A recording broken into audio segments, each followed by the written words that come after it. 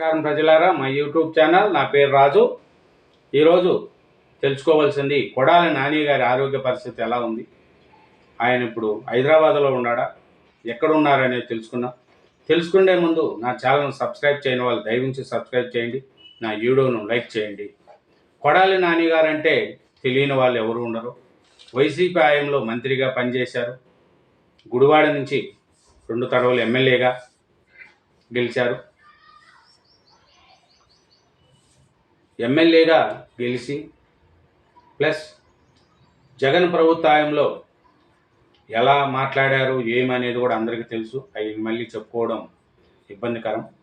ఇప్పుడు అవన్నీ వదిలేసుకుంటే కొడాలి నాని గారి ఆరోగ్య పరిస్థితి ఎలా ఉంది ఏమి తెలుసుకున్నాం. అతని ఆరోగ్యం మెరుగుపడాలని, మళ్ళీ కొడాలి నాని గారు పంచెలతో చెలరేగాలనేదే అందరూ కోరుకుంటున్నారు. కొడాలి నాని పరిస్థితి ఎలా ఉంది ఏమి తెలుసుకున్నాం. కొడాలి నాని ఆరోగ్యము తీవ్ర ఆందోళనకరం. 3 రక్తనాళాలు బ్లాక్, సర్జరీ కూడా చేయలేని పరిస్థితి. హైదరాబాద్లో ఏఐజీ నుంచి డిశ్చార్జి, ఎయిర్ అంబులెన్స్లో ముంబైకి. చూడండి, కొడాలి నాని ఆరోగ్యం తీవ్ర ఆందోళనకరంగా ఉందంట. 3 రక్తనాళాలు బ్లాక్ అయినాయంట.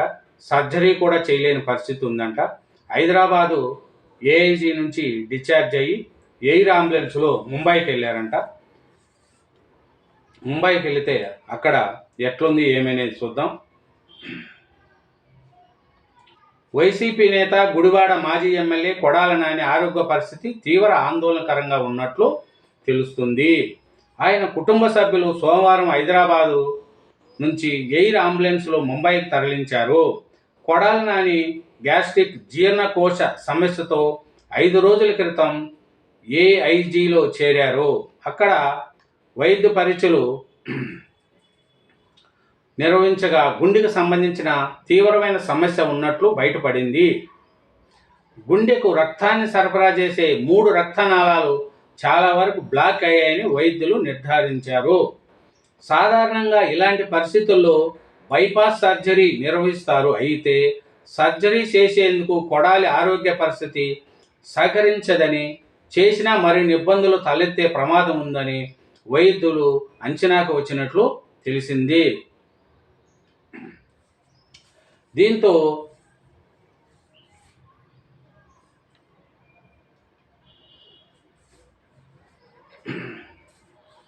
వైద్యులు తెలిపారు. మందుల ద్వారా పరిస్థితి మెరుగుపరిచే అవకాశాలను పరిశీలించారు, కానీ ఫలితం కనిపించలేదు. దీంతో కొడాలి నానిని సోమవారం ఏఐజీ హైదరాబాద్ నుంచి డిశ్చార్జి చేశారు. కుటుంబం ఆయన్ను మెరుగైన చికిత్స కోసం బేగంపేట విమానాశ్రయం నుంచి ఎయిర్ అంబులెన్స్లో ముంబైకి తరలించారు. సుప్రసిద్ధ cardiac surgeon doctor Ramakanth Pandey చైర్మన్గా ఉన్న ఏసియన్ హార్ట్ ఇన్స్టిట్యూట్లో కొడాలి నాని చేర్చినట్లు తెలిసింది. అత్యంత సంక్లిష్టమైన కార్డియాక్ సర్జరీలను విజయవంతంగా చేయగలరని డాక్టర్ పాండాకు జాతీయ, అంతర్జాతీయ స్థాయిలో పేరుంది. 2009లో ప్రధానిగా ఉన్న మన్మోహన్ సింగ్ కూడా ఈయనే శస్త్రచికిత్స చేశారు.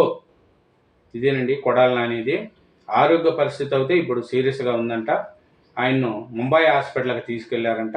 అక్కడ డాక్టర్ రామకాంత్ పాండ్ చైర్మన్గా ఉన్న ఏసియన్ హార్ట్ ఇన్స్టిట్యూట్లో కొడాలి నాని చేసినట్టు తెలిసింది. అక్కడ ఆయన వల్ల అప్పుడు 2009లో ప్రధానిగా ఉన్న మన్మోహన్ సింగ్ కూడా ఆయనే శస్త్రచికిత్స చేశారంట. ఎక్కడ ఏమున్నా కూడా కొడాలి నాని గారు బయటపడాలని, ఆరోగ్యంగా తిరిగి రావాలనేదే కోరుకుంటారు. రాజకీయము వ్యక్తిగతంగా కొడాలి నాని ఎవరికేం చెడ్డేం లేదు. ఆయన చేసిందల్లా నోటు దురద.